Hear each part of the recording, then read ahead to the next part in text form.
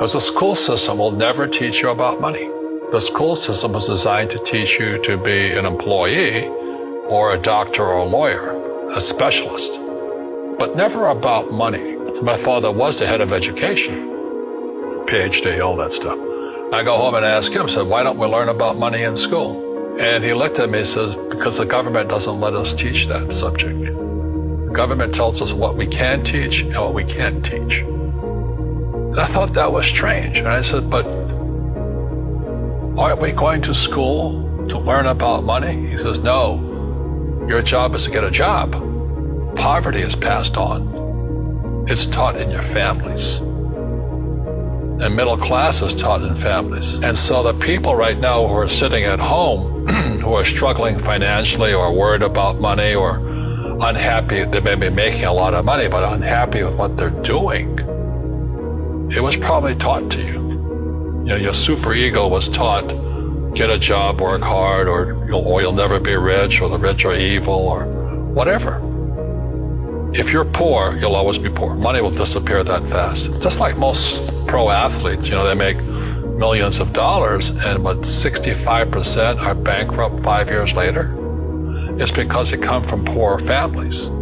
Now you tell them that, they get very angry at you. It's the rich fault. It's you guys ripped me off, and government ripped me off. But unfortunately, what Mr. Lipton was saying, it's passed down genetically. The moment I pay you, you think like an employee. Entrepreneurs work for free. You see people say, well, why don't you give the poor money?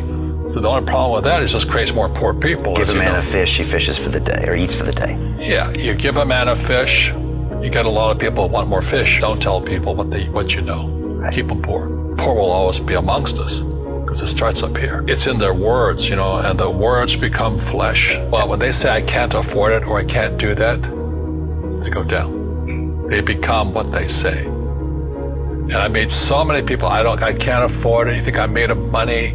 Poor people say I can't afford it, I can't do that, I don't have time. Because this is an escape.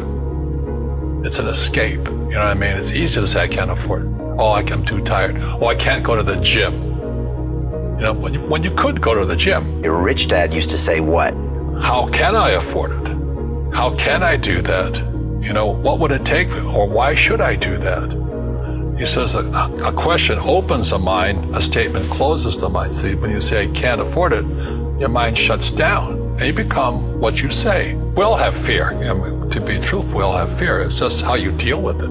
Einstein said, imagination is more important than knowledge, but knowledge empowers imagination.